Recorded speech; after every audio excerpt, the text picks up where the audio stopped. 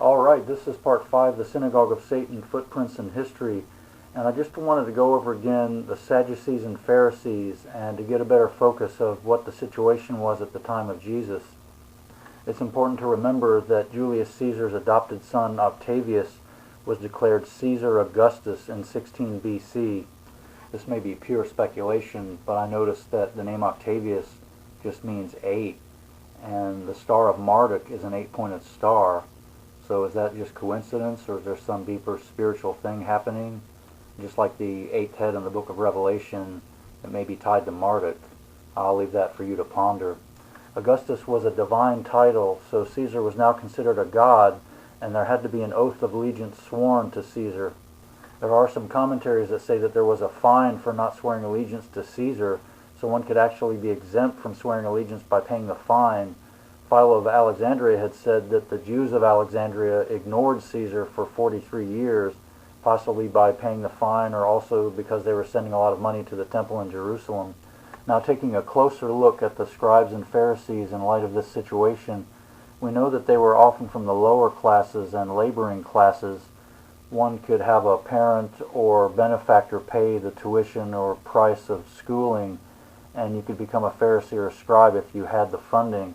The scribes became experts in the scriptures, and the Pharisees became experts in the law, and they were known for being pious and following the law exactly to the letter. If you were successful, you could build up a big following, and there were big schools in Jerusalem. There were well-known popular teachers like Gamaliel, who taught Paul the Apostle, and there was also, at the time of Jesus, there were Shimei and Hillel. Hillel was just a simple laborer, and Shimei was a carpenter, and they had worked their way up as Pharisees. And some of the scribes had large followings too. They were very venerated for their knowledge of the scriptures. Most of the scribes and Pharisees were known to be against the Roman occupation, and a lot of them didn't swear allegiance to Caesar. And you might think this is a good thing if they were against Rome and for the law, and they were against swearing allegiance to Caesar. So I wanted to look at some Bible passages from the New Testament and just ask, why were they so reviled by Jesus? Why did he bring so many charges against them for what they were doing? So I'll just read some verses here. Woe unto you, scribes and Pharisees, hypocrites, for you devour widows' houses, and for a pretense make long prayer. Therefore you shall have the greater damnation. Woe unto you, scribes and Pharisees, hypocrites, for you compass sea and land to make one proselyte.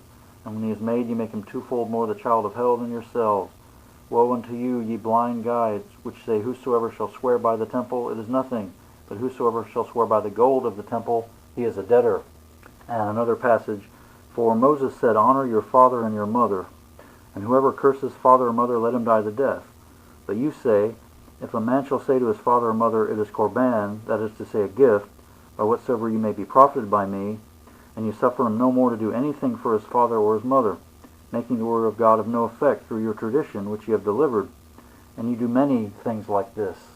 And another verse, Having a form of godliness, but denying the power thereof, from such turn away.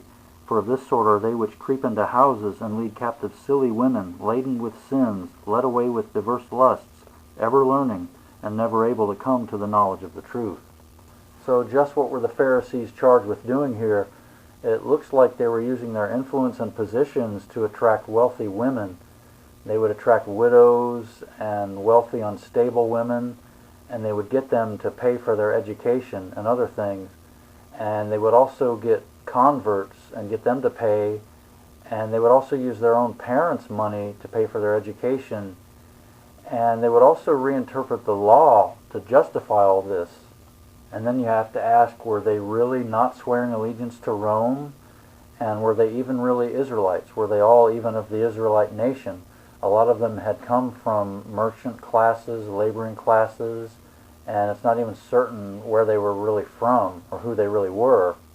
Now, Jesus had said not to trust in the flesh, one's family lineage, but it's ironic that many claimed to be Jews and were trusting in their family bloodline, but many, at least in part, had some strange bloodlines. There are accounts outside the Bible that shed more light on just what was happening. The Pharisees were actually getting exemptions for swearing allegiance to Caesar. and there were wealthy women in Jerusalem that were paying the fines. The wife of Herod's brother paid for thousands of Pharisees to be exempt from the allegiance. I don't have the details now of just what happened if you didn't have the money to pay the fine. I don't know if it was slavery, death, imprisonment, and this also may shed light on what Jesus meant by swearing by the gold of the temple. That may have involved the allegiance to Caesar. Caesar's image may have been on the gold coins in the temple, and that may have been a way of swearing allegiance by swearing by the gold in the temple. No doubt the Sadducees benefited from all this. They were surely receiving kickbacks from the temple, and one might ask why there's nothing much said by Jesus against the Sadducees. We know that the Sadducees were made up of priests and elders from the Sanhedrin, and also property owners and older, wealthier families. And their main belief that we know is that they didn't believe in resurrection. They didn't believe in an angel, a spirit, or soul.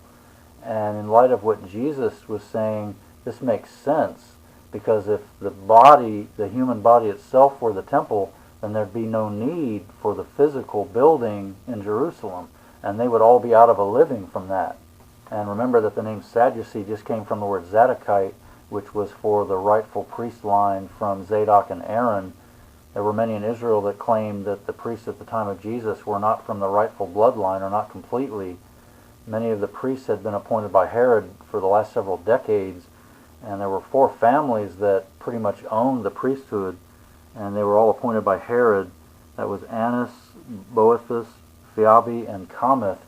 And these had been brought from as far as Babylonia and around Alexandria, Egypt, and they were not considered completely from the right bloodlines, and their genealogies were not completely known.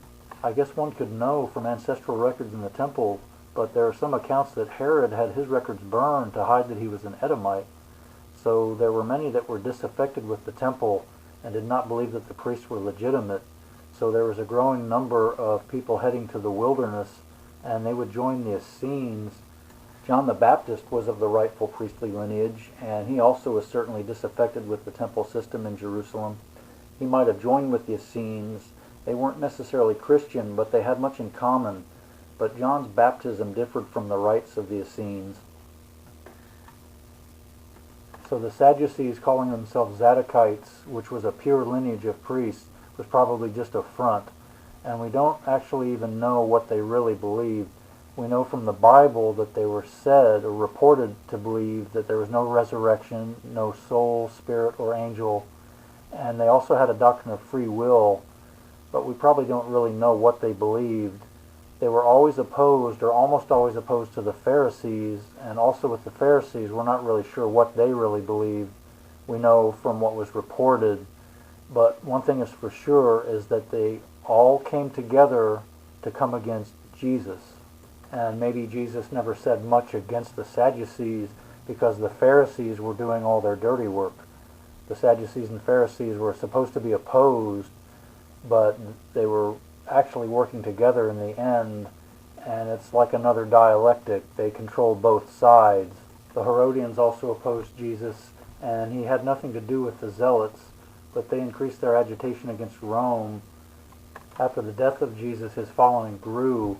Known as Nazarenes, they were increasingly persecuted by the Sadducees, and it's only after the death of Jesus that we see the Sadducees more involved with the priests, and they would use the Pharisees like Paul to go after the movement.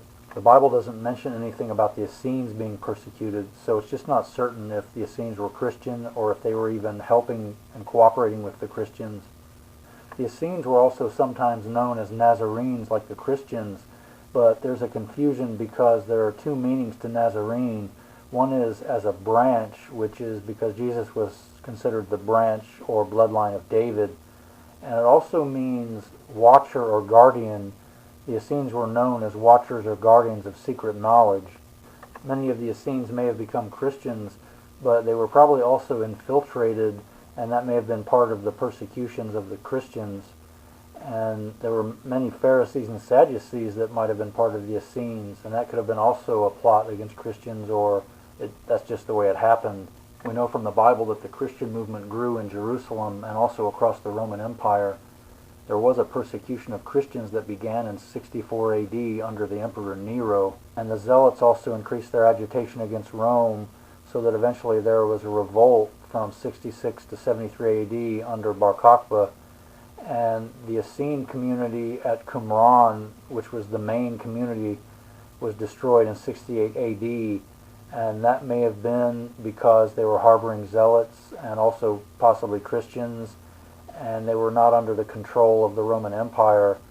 And the most important thing that happened in this time was the destruction of the temple at Jerusalem in 70 AD, and that pretty much destroyed the control of the priesthood and the Sadducees.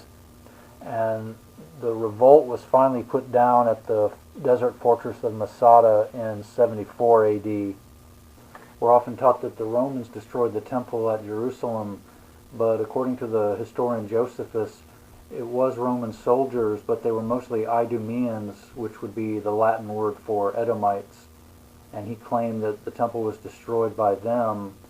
The temple was probably looted, and there's a story that when it burned down, gold inside it fell into cracks in the stonework, and the mob dismantled the stones to get at the gold, so that the whole thing was thrown down just as foretold by Jesus.